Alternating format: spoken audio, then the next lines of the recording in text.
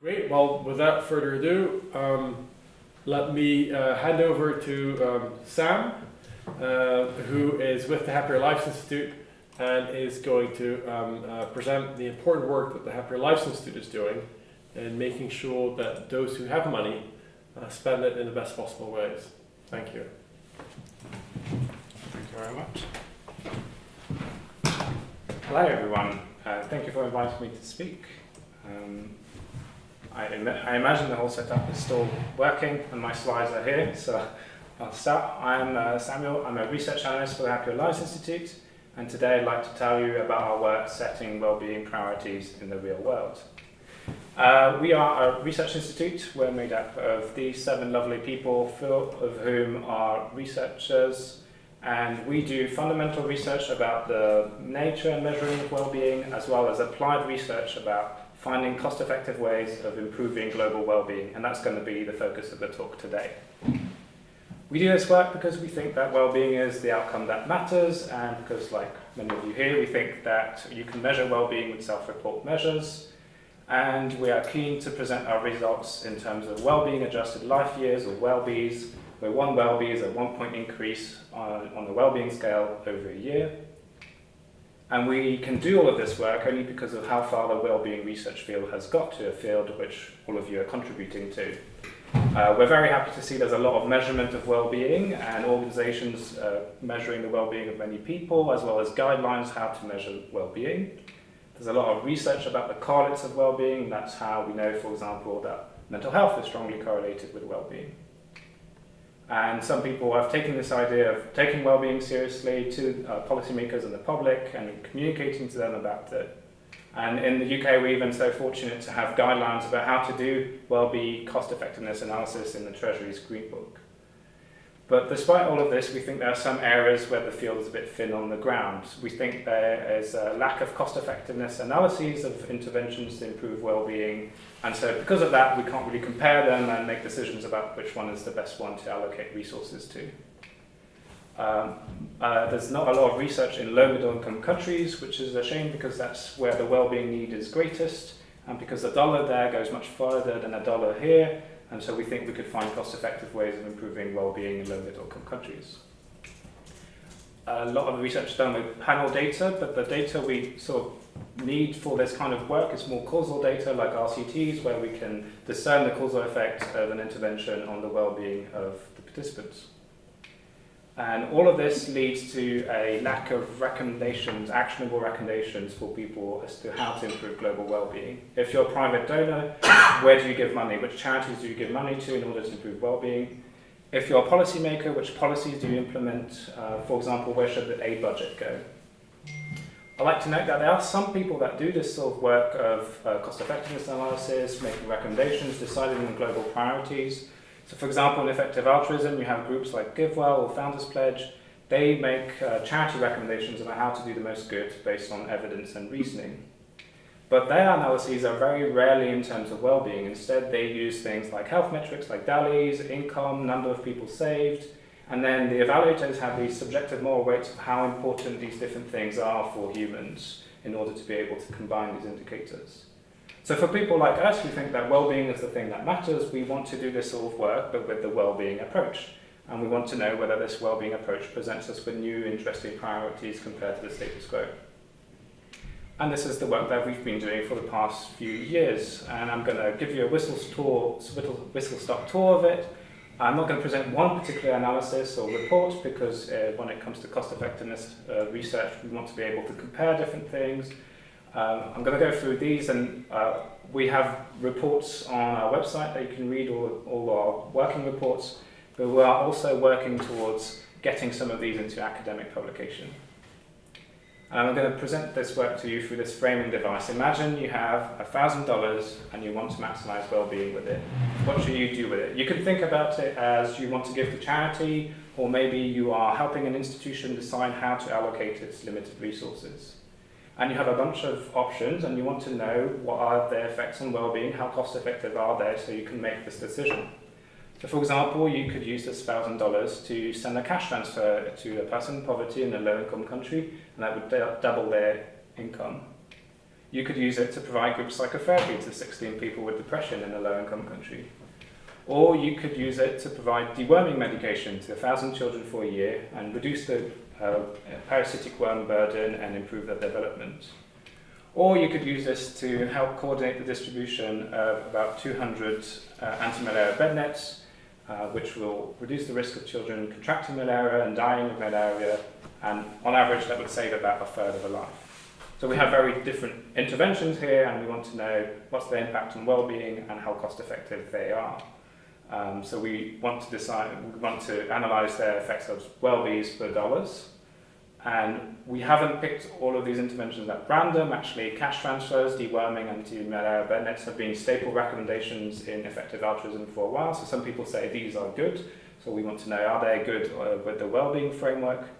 The thing we add here is an evaluation of psychotherapy, which others in effective altruism hadn't done. And we do this because we know from the literature that individuals and health metrics tend to underestimate how bad mental health problems can be for people's well-being. I'm going to give you the results straight away, and then I'll walk you through them bit by bit. So we analyse cash transfers, find out to produce 8 WELLBYs per $1,000. Psychotherapy produces 30 WELLBYs per $1,000. Deworming is unclear because there's not enough evidence to make a recommendation. And anti-malaria bed nets is a range of 7 to 90 WELLBYs per $1,000 because it depends on some philosophical choices that I will return to in a bit. We're going to start with just comparing cash transfers and psychotherapy because these are the most apples-to-apples comparison we can make right now. The reason why we're looking at cash is because it's increasingly becoming the gold standard in this sort of work. There's a lot of research about it, it's well regarded, and if your intervention is less cost-effective than giving people cash, you should probably just give them cash.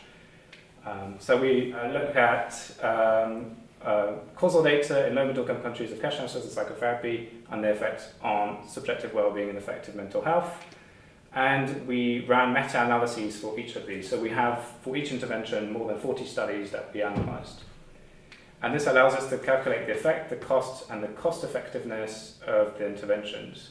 I'd like to just briefly mention a few things here. I mentioned that we're looking at the effect on subjective well-being and effective mental health. So there are a few studies that have effects on classical subjective mental health subjective well-being metrics like happiness, life satisfaction, but not that many. A lot of them report results in terms of depression scales or anxiety scales, and we consider these as kind of imprecise measures of well-being because they do ask people about how they feel and think about their lives, how sad have they been, how low have they been.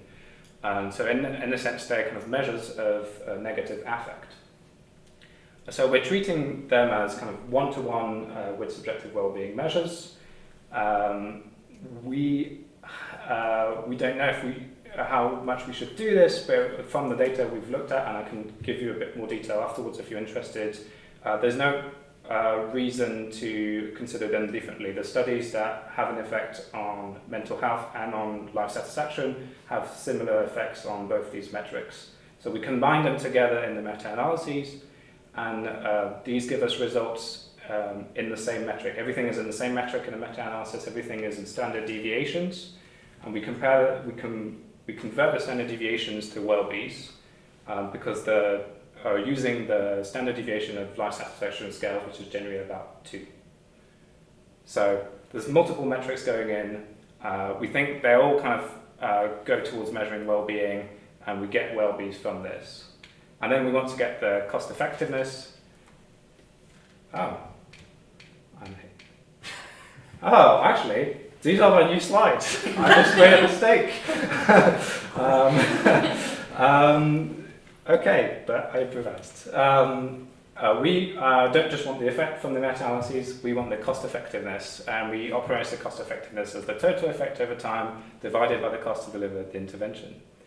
I'm mentioning the total effect over time here because usually meta-analyses are going to give you one effect at a certain point in time, usually just after the intervention ends. But we know that the intervention doesn't just have an effect at one point in time, it has an effect over time, it likely decays, and so we moderate our effect by time in our meta-analyses. And you can see here the results in blue for psychotherapy. It starts much higher than cash transfers, but decays much faster. And the total effect for the recipient is the integral of this. It's the area of the triangle. So this is the effect we get, and then we combine it with the cost in order to get the cost effectiveness. So you can see here in the summary that cash transfers has a bit of a bigger effect than psychotherapy. They cost $1,000 and more to send a $1,000 cash transfer. So it results only in a cost effectiveness of 2 WELLBYs. Whereas psychotherapy is much cheaper to deliver to individuals, and so it results in a cost effectiveness of 19 WELLBYs, which is 7.5 times more cost effective. Which you might notice is not the same number that I gave you just before. And that's because here we're focusing on the effect on the individual. But we also care about spillovers on effects on people around the individual, and especially we care about spillovers in the household. So when you give an intervention to someone and that improves their well-being, you think, well, this likely is going to improve the well-being of people around them. And that can represent a big part of the effect of your intervention, and we'd be remiss not to measure it and include it in our model. So we conceptualize the spillover as a percentage of the effect on the direct recipient that a household member will experience. For cash transfers, this is 86%, so quite high, because the individual receiving the cash will likely share the money or buy household goods. And for psychotherapy, this is much lower, with 16%. We'd like to note here that we are really uncertain about this number. There's really so few studies about this. It's really neglected. Even the studies that have data about this, they just happen to have data about this. They're not analysing this. And so this is an area that we want to keep looking into and getting data. But when we add this to the results, it increases the effect of both interventions. It increases the effect of cash transfers much more, which results in a cost effectiveness of 8 WELLBYs for cash, 30 WELLBYs for psychotherapy, and so psychotherapy is about 4 times more cost effective than cash. So psychotherapy is our contender for cost effectively improving people's well-being. How does it compare, for example, to deworming, which said it was unclear? Well, remember when I said that both these interventions had meta-analyses of 40 or more studies? Well, for deworming, we have one longitudinal study of a bit more or less deworming in childhood and its effects up to 20 years later. This is the Kenya study by Miguel and Kramer, and people have used that for effects on income and education. But it happened to also have some well-being data that hadn't been analysed, so we analysed it, and you can see from these really large confidence intervals that we find small, uncertain and non-significant effects of deworming on long-term well-being. On top of that, the literature for deworming is a bit complicated. It's sometimes nicknamed the worm wars. Is full of non-significant results, and so this doesn't give us a good evidence base to make a recommendation for deworming. So now we're left with anti-malaria bed nets to compare to, and here it's a range of cost-effective values. Why is that? So the previous 3 interventions, they're all primarily about improving the quality of life, whereas anti-malaria bed nets are primarily about saving lives, improving the quantity of life, which makes the comparison a bit complicated. You might say, well, just take the number of years saved times the well-being level, and that's the effect that you've had. But actually, there are 2 important philosophical issues here that come into play. The first one is, what's your account of the badness of death? And the second one is, where's the neutral point on the well-being scale? Where's the point where it goes from positive to negative? I'm not going to go into these in depth. I'm just going to show you how different answers to these can change the results. On this graph, you have the cost effectiveness in WELLBYs per $1,000 on the y-axis. That will be across different possible values of the neutral point. Each of these lines is a cost effectiveness estimation for the different interventions. The yellow to red lines is anti-malaria bed nets. The different lines are for different answers to the badness of death across different levels of the neutral point. And the dashed blue line is the cost effectiveness of psychotherapy. What you can see is that sometimes the anti-malaria bed nets lines are below psychotherapy, so less cost effective, and sometimes it's above psychotherapy and so more cost effective, which makes it very difficult to give a single recommendation to a private donor or to an institution, because it depends on their philosophical choices about these questions. So this can have a big impact. At the Happy Your Lives Institute, we don't take a stance on these, but we do provide you with an app. This is a tiny URL here, where you can go in and put in your views, and it will do the comparison for you. And you can find it on our website as well. So it makes a big difference. I've summarized the results again, this time in ratios of cash transfers cost effectiveness. So psychotherapy 4 times more cost effective than cash transfers. Deworming is uncertain, anti-linear net is arranged. This allows us to do a bit of a comparison to the status quo. In this case, in effective altruism, GiveWell have done all these analysis with their moral weights approach of different indicators. And they also have ratios of cash transfers. And we can see that the wellbeing approach has provided some new interesting insights here. Notably, psychotherapy is the new contender for improving the quality of life. GiveWell hasn't analysed this in terms of their moral weights, but we still think that this is a new insight from the wellbeing approach because we analyse psychotherapy based on general knowledge about the wellbeing research fields. And we've shown that there's uncertainty in the cost effectiveness of deworming and that you have to contend with important philosophical questions when evaluating a life-saving charity or intervention. Okay, so this has been our applied research for the past few years. I have a few key takeaways here, so if there's only a few things you want to remember from all of this, these are it. The first thing is that we can use wellbeing to compare the cost effectiveness of interventions in low middle income countries. And this does lead to actionable recommendations for improving well-being. Notably, that improving mental health in low middle income countries is an important and cost-effective way of improving global well-being. The wellbeing approach does provide new insights compared to the status quo. And so we can do this research, it's interesting, it's important, and so we should continue doing some of this research and finding new actionable recommendations.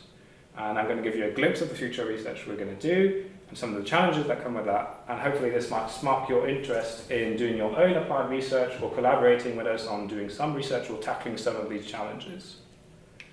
So some of the new research that we're going to do to find new cost-effective recommendations for improving global well-being include other mental health opportunities, lead exposure, childhood development, because we think if you can act early enough, you could improve cost-effectively the well-being of the individual over the lifespan. Access to pain relief, because it's very difficult to access pain relief in low-middle-income countries, and preventing violence against women and children. Preventing violence against women and children, so that's very important. There are a few challenges that come in when you're doing cost-effectiveness research. First one is a big lack of data about interventions in general, but even when interventions have data, they don't necessarily have data about well-being scales, so we want people to measure this more and more when they're evaluating their interventions. It's compounded by the fact that we're trying to do complex modelling with effects over time, spillovers, and sometimes we need to answer questions where we just don't have enough data to give an easy answer. And even when we have data, sometimes we have to extrapolate it from one context to a specific context that we're evaluating. So for example, when we evaluate a specific mental health charity that delivers psychotherapy, how much should we weigh a few studies about the charity itself and the general knowledge about psychotherapy in low middle income country that we have?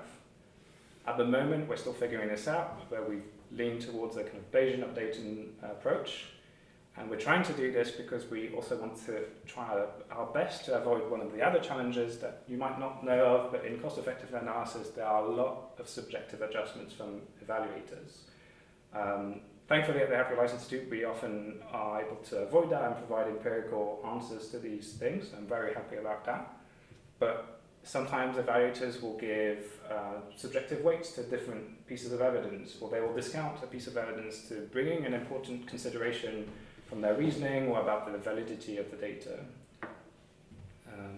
So for example, GiveWell has critique one of our analysis saying, oh, we think there's a concern here, and they put like a subjective discount of 30%. And then we went ahead and looked at data about this concern, and we found there was actually no reason to put a discount on this. So here are some of our challenges. Hopefully you might be excited to challenge the challenges.